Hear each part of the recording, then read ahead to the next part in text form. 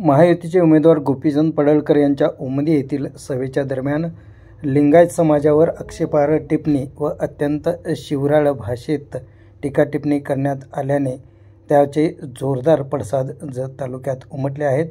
बसवसेनेचे संस्थापक बसवराज पाटील यांनी या घटनेचा जोरदार शब्दात निषेध केला असून जत तालुक्यात जातीचे विष पेरणाऱ्याला जत तालुक्यातील जनता निश्चितच धडा शिकवेल।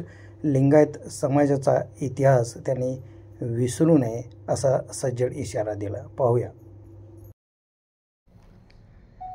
आज उमदी येथे महायुतीचे उमेदवार गोपीचंद पडळकर यांच्या सभेला उद्योगमंत्री सामंत साहेब आले असताना लाईव्ह यूट्यूबवर कार्यक्रम चालू असताना लाईव्ह चॅटिंगमध्ये गोपीचंद पडळकरांचे कार्यकर्ते टकले नावाचे कार्यकर्त्यांनी आमच्या लिंगायत समाजावर अर्वाच्य भाषेमध्ये त्या ठिकाणी कमेंट केलेल्या आहेत। या कमेंटचा मी प्रथमतः जत तालुक्यातील सर्व लिंगायत समाजाच्या वतीने त्या कार्यकर्त्यांचा आणि त्या उमेदवाराचा आम्ही निषेध व्यक्त करतो।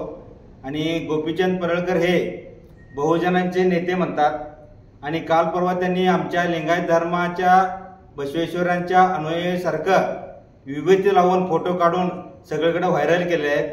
विभूती लावून त्यांनी पत्रकारांच्या पुढे बाईट दिलेले आहेत। हे नाटक त्यांनी नौटंकी बंद करून त्यांच्या कार्यकर्त्यांना आवरावं, अन्यथा जत तालुक्यातील लिंगायत समाज फक्त राजकारणापुरता नसून आणि त्या कमेंटमध्ये लिंगायत समाज कधी आमदार होत नाही, लिंगायत समाजाने फक्त दुकानं सांभाळावं असं कमेंट केलेलं आहे।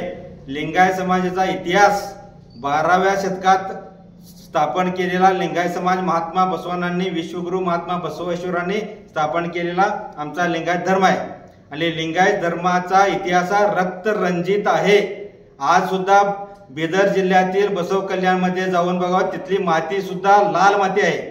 रक्तरंजित असा लिंगायत समाजाचा इतिहास आहे। लिंगायत समाज शंड नाही, लिंगायत समाज गप बसणार नाही। लिंगायत समाज सुसंस्कृत समाज आहे, आमचा सुसंस्कृत धर्म आहे आणि आमच्या नादाला कोणी लागू नये, आमच्या समाजाच्या नादाला कोणी लागू नये। त्यांच्या राजकीय पोळी बाजून घेण्यासाठी त्यांचे कार्यकर्ते सोडून आमच्या समाजाला अर्वाच्य कमेंट करणे, अर्वाच्य भाषा वापरणे हे आम्ही चालू देणार नाही। आणि 1 लाख मतदान आज माझ्या समाजाचं असून या येत्या निवडणुकीत 20 तारखेला या गोपीचंद पडळकरला अक्कल घडवल्याशिवाय आमचा समाज गप बसणार नाही। उलट त्यांच्या कार्यकर्त्यांना लावून कमेंट करायला लावून त्यांनीच त्यांच्या कार्यकर्त्यावर गुन्हा दाखल करायचं नौटंकी इथं चालणार नाही। आम्हाला आमच्या समाजाला सगळं माहीत आहे, आमचा समाज या ठिकाणी गप बसणार नाही। जत तालुक्यातील धनगर समाज आणि लिंगायत समाज मोठा भाऊ छोटा भावासारखा आम्ही कायम गुन्ह्या गोविंदांना आणतो। हा गोपीचंद येऊन इथं जातीवादी पसरवून आमच्या तालुक्यात आग लावण्याचं काम आज करत आहे। तुमच्या आमदारकीसाठी आमच्या समाजामध्ये तेढ निर्माण करण्याचं काम करू नये आणि जय लिंगायत मधले नेते म्हणून त्या गोपीचंदचं लाळ गोठत चाललेलं आहे ते त्यांनी समजून घ्यावं। तुम्ही ज्येष्ठ नेते आमच्या समाजातील जे आहेत आज ते कमेंट वाचा। लाज वाटत असेल तर घरात बसा, आमचा प्रचार करू नका लिंगायत समाजाचा, पण घरात बसण्याचं तरी जर लिंगायत तुम्ही असाल तर घरात बसायचं काम तुम्ही करा। म्हणून आमच्या लिंगायत समाजातील जे नेते आहेत त्यांचं नाव न घेता तुम्ही त्यांना सांगतो तुम्ही समजून घ्या आणि तुम्ही राजकारण किती करा। गोपीचंद पडळकर आमदार होऊ दे, मंत्री होऊ दे, त्यांना आमच्या शुभेच्छा आहेत, पण आमच्या समाजाच्या नादाला लागायचं नाही। म्हणून या ठिकाणी आम्ही सज्जड इशारा त्यांना देत आहोत।